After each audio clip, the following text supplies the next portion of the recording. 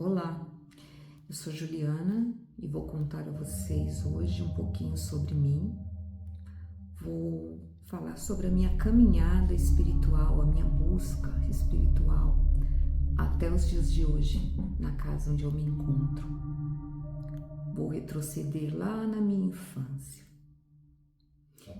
Então, eu sei que por volta de 2 anos de idade, a minha família escolheu frequentar uma igreja evangélica.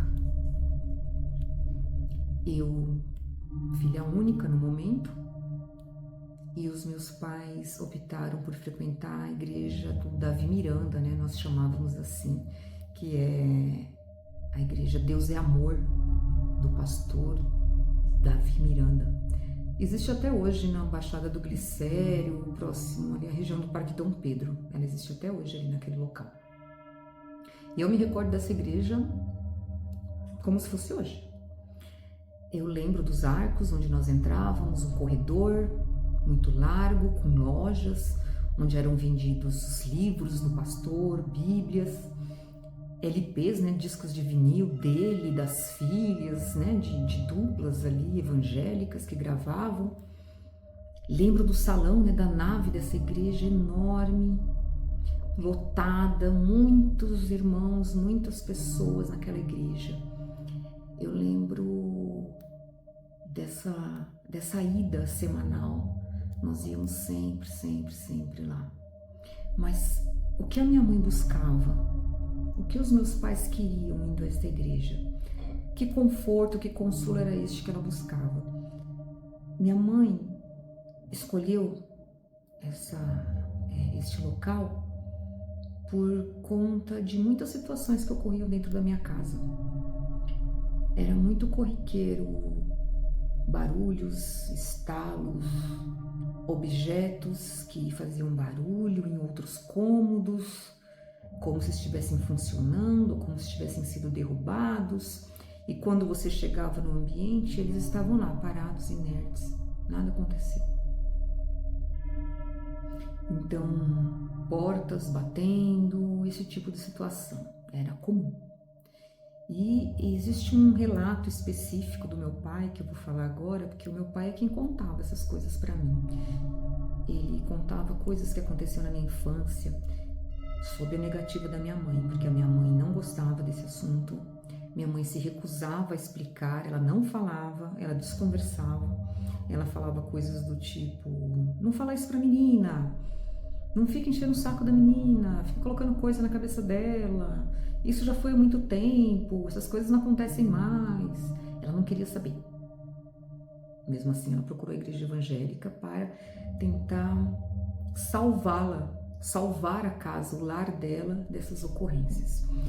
Um fato que meu pai contava, que é uma situação que eu vou trazer aqui, que serviu como um gatilho para todo o resto que eu fui lembrando. Ele falou assim, eu tinha por volta de 11 meses, 10 meses, uma criança que apoia, fica em pezinho, mas apoia, mas não anda. Então ela fica em pé no berço com apoio. Eu dormia no berço no quarto dos meus pais e, claro, não descia desse berço sozinha, não tinha condições de descer. Numa determinada noite, meus pais dormindo, a minha mãe acordou com o meu choro forte. Embora fosse forte, não estava vindo do quarto, ele estava longe, forte, alto, mas não no mesmo ambiente que ela. Ela pulou da cama, olhou ao redor, saiu pela porta olhando, chegou na sala, acendeu a luz, procurou na sala e a criança chorando. Ela não encontrava a criança, ela cruzou a sala, foi até o quarto, um segundo quarto, um outro cômodo desta casa. Quando ela entrou neste quarto, o que havia lá? Minha mãe tinha uma máquina, aquelas máquinas de costura antigas que você dobrava a máquina para dentro, você guardava ela dentro da mesa e abaixava o tampo. Então ela virava uma mesa. A máquina dobrava, guardava. Em cima desta máquina, ela colocava uma trouxa de roupas, né? Roupas para passar, então tinha roupas, uma pilha. E onde eu estava? Eu estava sobre esta pilha de roupas. eu estava sentada, chorando, nesta pilha de roupas. Como que essa criança, esse bebê com menos de 1 ano de idade, que mal ficava em pé sozinho, havia saído do berço, caminhado pelo quarto, caminhado à sala, procurado um outro quarto, subido numa máquina de costura, numa mesa que não tem nenhum tipo de apoio, tem só as 4 pernas. Essa criança subiu e ainda sentou sobre a pilha de roupa. Inexplicável. Então, este tipo de acontecimento que a minha mãe ficou horrorizada, porque eu poderia sumir para qualquer lugar se isso tinha acontecido. Esse tipo de acontecimento, mais portas, objetos, barulhos de todos os tipos, a sensação, a percepção de vultos na casa, a percepção de que não estamos sozinhos, de que não estávamos sozinhos naquele momento. Então, tudo isso fez a minha mãe procurar a igreja evangélica. E foi lá na igreja do Davi Miranda que ela foi procurar esse conforto. O que ela não... Ela ficou 6 anos lá. Mas chega um momento em que a igreja ela tem a sua doutrina, ela tem os seus ritos. E eles queriam que ela se batizasse. E a minha mãe não estava ali com os 2 pés, minha mãe não embarcou com tudo. Minha mãe queria solução para o caso dela. E era uma igreja muito rígida, né? Então foi o momento de sair e ela procurou uma outra instituição. Da igreja do Davi Miranda, nós passamos a frequentar a igreja do Bispo Edir Macedo, que é a Igreja Universal. No caso, na Celso Garcia, na região do Brás. E os eventos continuavam. Eu fui crescendo e eu sonhava, ou acordada mesmo, né? Eu crescendo. E assim que eu comecei a falar, eu apontava para os cantos. Eu já apontava e falava, olha lá, ele tá lá. Olha ele lá. Olha ele ali. E eu apontava. Eu ria, ou só falava, ele tá lá, ele tá ali. E à noite, quando a minha mãe me colocava para dormir, eu pedia para que ela rezasse para mim. Eu sempre pedia para ela rezar. Eu queria que ela sentasse, colocasse a mão na minha cabeça e me rezasse, senão eu não dormia. E ela mal saía do quarto, eu ainda não estava dormindo. E eu começava a ver um fluido escuro, negro, descendo pelo canto da parede, como se fosse uma fumaça. Pela rapidez de expansão, parecia uma fumaça, um volume de fumaça muito grande, muito grosso. Só que conforme ele vinha ocupando espaço, ele não era uma fumaça, ele tinha uma densidade, eu quase podia tocá-lo, quase podia pegá-lo. E isso me enchia de pânico, eu gritava desesperadamente, chamava pela minha mãe. E lá vai minha mãe ia me acudir.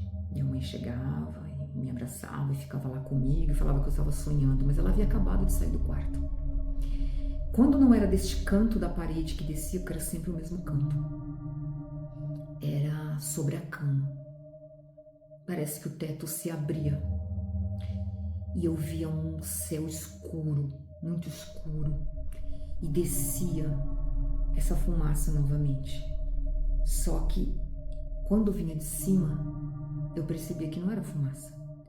Essa densidade se transformava, já formava tentáculos ou canos, porque eu os via ocos, como se tivesse um buraco dentro deles. E eles desciam sobre o meu corpo todo, das pernas, no corpo todo. E eles iam descendo e ocupando todo o espaço da minha cama e imediatamente grito, choro, cadê minha mãe, desespero, levantava, pulava. E a minha mãe corria para o meu quarto. Então a minha infância foi marcada muito com isso. Era o tempo todo assim, se eu não estivesse vendo esta fumaça negra descendo, invadindo sobre a minha cama, eu estava tendo episódios de sonambulismo, que aí a ciência explica. Então era a noite que eu dormia, era o sonambulismo. A noite que eu não dormia, eu via esse teto se abrindo e essa fumaça invadindo o meu quarto. Os episódios de sonambulismo, eu levantava da minha cama, andava pela casa toda e eu chegava até um determinado local no centro da casa, e de frente para uma parede, aonde eu continuava andando. Então havia essa obstrução, a parede está ali na minha frente, mas eu continuava caminhando, os pés ainda se mexiam como se eu conseguisse ultrapassar. Eu não entendia que ele tinha uma parede e eu pensava que estava ultrapassando ela. Então eu sempre parava ali. Era um sonambulismo controlado, era o tempo todo indo para aquele local na casa, naquela parede. E assim foi a minha infância, muito conturbada, até que houve um episódio que acabou causando um ponto de diferença, de quebra assim na minha família, muito sério, em que a nossa fé, a fé dos meus pais foi colocada à prova. Em um determinado dia de setembro, nós tivemos uma reunião em casa, havia alguns vizinhos, pessoas levaram comes, haviam crianças, e de madrugada, menos de 12 horas depois, o meu irmão apresentou uma febre muito alta, tão alta que essa criança estava convulsionando e desmaiou. Meu pai trabalhava à noite, o vizinho nos socorreu, levou a mim, minha mãe, meu irmão, todos ao hospital do convênio do meu pai. Deste dia, passaram 15. E o meu irmão, ele foi entubado, ele entrou em coma. Os médicos não sabiam determinar o que era o problema. Eles não sabiam que era o motivo da infecção e dessa febre. E chegaram no 14º dia e falaram para minha mãe: se a senhora tem alguma religião, acredita em alguma coisa, se a senhora tem um pastor, um padre, recorra a ele, peça oração, ore a senhora pelo seu filho, peça na sua igreja, porque nós não temos mais nada o que fazer. A ciência não tem mais nada o que fazer com seu filho, e amanhã nós vamos desligar os aparelhos que o mantêm vivo. O que se dizia, seu filho foi desenganado pelos médicos, sem chance de cura, sem saber o que ele tinha, sem saber o que poderia ser feito. Em desespero, minha mãe foi comigo para a Igreja Universal. Eu lembro, na Celso Garcia, eu lembro dela subir no palco e dar o testemunho, né, a súplica dela em cima deste palco, igreja lotada, e ela lá em cima chorou, contou, foi acolhida pelo bispo Edir Macedo, que orou sobre a roupa, né, porque minha mãe levou as roupas do meu irmão, ele orou sobre essa roupa, ungiu esta roupa, pediu para que toda a igreja se unisse. Então teve todo aquele fervor, aquele clamor evangélico, mãos impostas à frente para orar por aquela criança, por aquelas roupas que estavam ali sobre o palco. Então minha mãe se ajoelhou, chorando, e eu lembro pequena olhando aquilo, assistindo aquilo e vendo aquele monte de gente, assistindo todo o sofrimento da minha mãe. E dali nós saímos, fomos ao banheiro, no banheiro também, muitas portas, um ambiente muito grande, com muitas portas brancas, paredes brancas, e muitas pessoas rodeando a minha mãe, eu sempre pequenininha, baixinha, olhando no canto, e as mulheres rodeavam ela, aquelas senhoras, e falavam: fica calma, fica tranquila, acalma seu coração, tenha fé, busque a Deus, né? Todo aquele clamor evangélico. E ela ajoelhou, ela baixou, ela caiu no chão do banheiro, aquelas mulheres em volta dela, e eu ali assistindo, acompanhando toda a dor da minha mãe. Não me recordo do meu pai nesse momento, não me recordo dele em nenhum momento da questão de saúde do meu irmão. E aí nós fomos para o hospital. Acredito que minha mãe tenha ido no mesmo dia, eu fui no dia seguinte. No dia seguinte, haviam outros familiares lá, né? Porque, querendo ou não, era o dia que foi dado como o óbito do meu irmão. E então, nesse hospital, o Antônio chegou, que era o padrinho do meu irmão. Ele era um homem muito grande, muito alto, forte. E ele falou para minha mãe: eu vou entrar com a Ju. Eu vou levar a Ju. Poderia ser a última vez que eu ia ver meu irmão. E então eu lembro que ele colocou a mão, apoiou sobre o meu ombro e me puxou pro lado da perna dele. Nós passamos por meio de vários carros, eu acredito que era pelo estacionamento, pelo fundo do hospital. E ele me levou, ele me determinava quando eu devia parar e andar, e eu andando atrás da perna dele, atrás do corpo dele. E todos esses detalhes são muito vivos na minha mente. E ele empurrou a porta, eu apareci na porta, eu lembro de olhar o meu irmão e vê-lo sentado na cama, pele e osso, muitos ossos nos ombros, magrinhos aqui, os ossos todos aparecendo, as pernas flexionadas, semi-abertas, com o joelho, as pernas assim, as canelinhas bem magrinho, as costas arqueadas, e ele sentindo dor, ele fazia uma carinha de dor, e muitos fios saíam dele do peito, dos braços, das pernas, assim, todos ligados em máquinas, em aparelhos dentro daquele quarto.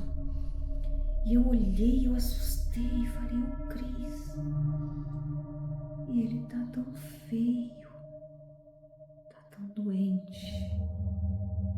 Ele tinha só uma cabeça bem grande e o corpinho todo mirradinho, pequenininho.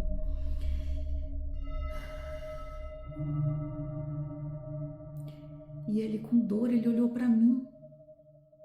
Ele levantou a cabeça e ele olhou para mim e riu e falou: Ju,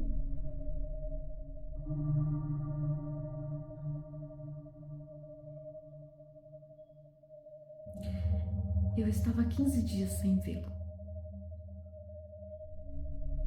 E eles desligaram os aparelhos. Eles desligaram. E o meu irmão reagiu. Ele voltou a respirar sozinho no momento em que o aparelho foi desligado.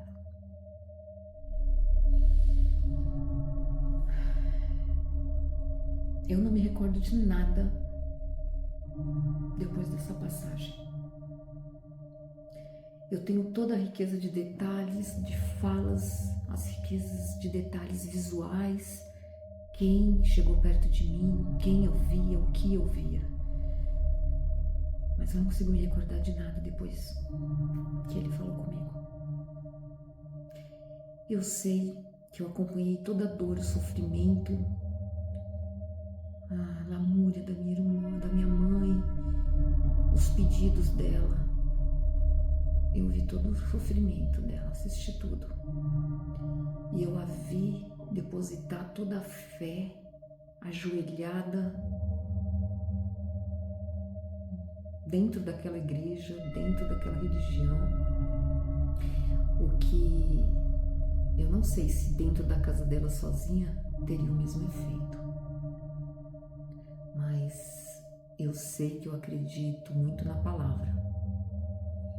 E toda a emoção da minha mãe, a dor, o sofrimento da minha mãe, verdadeiro ali de mãe, junto com a palavra, o verbo, a ação colocada, né? Pedindo clemência, pedindo a cura, pedindo a melhora daquela criança, um olhar para aquela criança, fez com que ela fosse atendida. Ela colheu os frutos dessa fé. Ela colheu.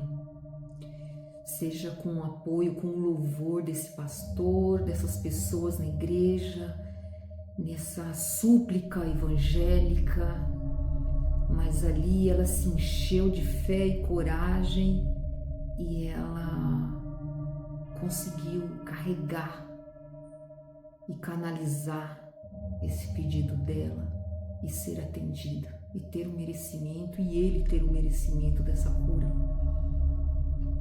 Então eu acredito muito nisso. A igreja ali no momento foi um instrumento de canalizar a fé da minha mãe. Embora a procura dela pela igreja fosse por outras situações, naquele momento operou uma verdadeira fé, cura, restauração na vida dela, na vida da família toda. Bem, assim como ela saiu da primeira igreja porque ela não acreditava nos homens, ela saiu da segunda igreja porque ela também não acreditava. E minha mãe guiava esse caminhar da família, então todos nós saímos. Ficamos aí entre uns 4 anos de Deus é Amor, mais uns 6, 7 anos de Igreja Universal, 11 anos frequentando a igreja evangélica, mais 2 anos que eu já tinha, eu fiquei até os meus 14, 15 anos em igreja evangélica, semi-evangélica. E para onde eu fui depois disso? O que aconteceu? Vou contar para vocês no próximo vídeo, tá bom?